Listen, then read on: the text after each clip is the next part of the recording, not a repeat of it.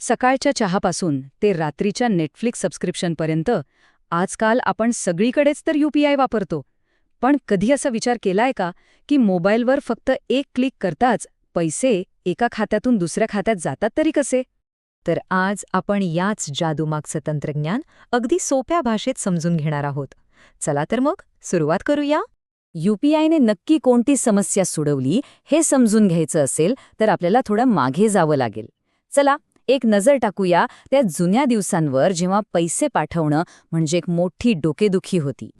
जरा आठवून बघा, पैसे पाठवायचे म्हणजे काय तर बँकेत जा, लांब रांगेत उभे राहा आणि मग कुठे पैसे मिळायचे. चेक दिला तर तो क्लिअर व्हायला 3-4 दिवस. आणि नेट बँकिंगचं तर विचारूच नका. IFSC कोड, अकाउंट नंबर ही सगळी किचकट माहिती भरा आणि त्यात एक जरी चूक झाली की झालं. थोडक्यात सांगायचं तर जुन्या पद्धती खूपच वेळखाऊ होत्या, किचकट होत्या आणि चुका होण्याची शक्यताही जास्त होती. भारताला यावर एका साध्या, सोप्या आणि जलद उपायाची नितांत गरज होती. आणि ह्याच गरजेतून जन्म झाला UPIचा. आणि आता बोलूया त्या क्रांतीबद्दल ज्याने ही सगळी डोकेदुखी कायमची संपवली. सादर आहे आपला डिजिटल सुपरहायवे म्हणजेच UPI. तर UPI म्हणजे काय?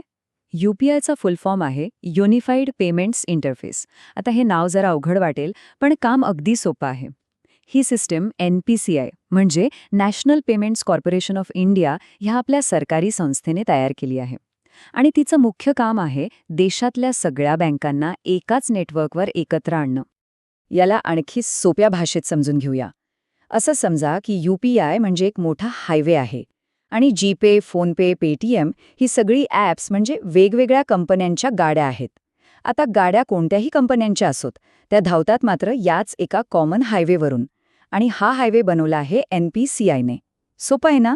बरं, आता येऊया सगळ्यात महत्त्वाच्या भागाकडे. म्हणजे जेव्हा आपण पे बटन दाबतो तेव्हा पडद्यामागे नक्की काय घडतं? आपले पैसे हा प्रवास करतात तरी कसे? चला स्टेप बाय स्टेप समजून घेऊ. हे बघा, जेव्हा आपण QR कोड स्कॅन करतो आणि रक्कम टाकतो तेव्हा आपलं ॲप थेट NPCIला एक सुरक्षित एन्क्रिप्टेड रिक्वेस्ट पाठवतं. मग NPCI आपल्या बँकेला विचारतं, अहो यांच्या खात्यात तेवढे पैसे आहेत का? आपल्या बँकेकडून हिरवा सिग्नल मिळताच NPCI समोरच्या व्यक्तीच्या बँकेला आदेश देतं की चला यांच्या खात्यात पैसे जमा करा. आणि हे सगळं झालं की आपल्याला आणि समोरच्याला दोघांनाही लगेच कन्फर्मेशनचा मेसेज येतो. आणि या संपूर्ण प्रक्रियेला वेळ किती लागतो माहितीये? फक्त 3 सेकंड. हो, अगदी बरोबर ऐकलंय. फक्त 3 सेकंदात हे सगळं घडतं. तुम्ही दिवसा पेमेंट करा किंवा मध्यरात्री, बँक चालू असो किंवा बंद, पैसे क्षणात पोचणारच. हीच तर आहे UPIची खरी ताकद. आता पेमेंट करताना आपण जो एक पिन टाकतो त्याचं काय? तो इतका महत्वाचा का असतो? चला हे पण एका मस्त उदाहरणाने समजून घेऊया. हे असं समजा की आपलं बँक खातं म्हणजे आपलं घर आहे. आपला UPI ID म्हणजे त्या घराचा पत्ता आणि आपला UPI पिन ती आहे त्या घराची किल्ली. आता बघा, घराचा पत्ता लोकांना माहीत असू शकतो, पण जोपर्यंत किल्ली नाही तोपर्यंत कोणीही घरात येऊ शकत नाही. बरोबर? अगदी तसंच पिनशिवाय तुमच्या खात्याला कोणीही हात लावू शकत नाही. आणि म्हणूनच एक गोष्ट अगदी कायमची लक्षात ठेवा, तुमचा UPI पिन ही तुमची डिजिटल किल्ली आहे. ती कधीही कोणालाही अगदी कोणालाही सांगायची नाही.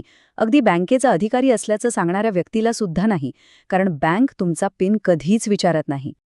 आता एक महत्त्वाचा प्रश्न मनात येतोच की हे सगळं ठीक आहे, पण ऑनलाईन व्यवहार खरंच सुरक्षित आहेत का? तर याचं उत्तर आहे हो, नक्कीच. पण फक्त तेव्हाच जेव्हा आपण काही साध्या सोप्या नियमांचं पालन करतो. तर सुरक्षित राहण्यासाठी हे काही सुवर्ण नियम आहेत जे नेहमी लक्षात ठेवायलाच हवेत. आपला UPI पिन कधीही कोणासोबत शेअर करू नका. कोणताही अनोळखी किंवा संशयास्पद QR कोड स्कॅन करू नका. बँकेतून बोलतोय असं सांगणाऱ्या बनावट कॉल्सपासून सावध रहा.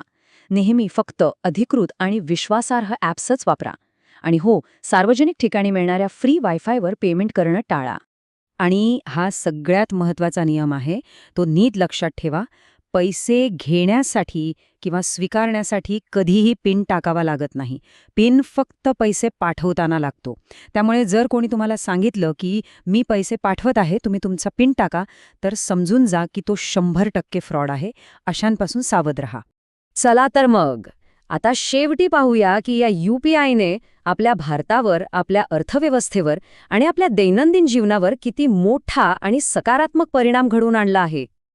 आकडा ऐकून आश्चर्य वाटेल, पण आज भारतात दर महिन्याला तब्बल 10 अब्ज म्हणजे 10 बिलियनपेक्षा जास्त UPI व्यवहार होतात. विचार करा, किती मोठ्या प्रमाणावर लोकांनी या तंत्रज्ञानाला आपलंसं केलं आहे. आणि ही खरंच एक अभिमानाची गोष्ट आहे की याच UPIमुळे आज आपला भारत देश डिजिटल पेमेंटच्या बाबतीत संपूर्ण जगात पहिल्या क्रमांकावर आहे. UPIने तर खरोखरच क्रांती घडवली आहे. पण आता एक प्रश्न उरतोच, यानंतर भारताची पुढची मोठी डिजिटल क्रांती कोणती असेल? हा एक विचार करायला लावणारा प्रश्न आहे नाही का? यावर नक्की विचार करा.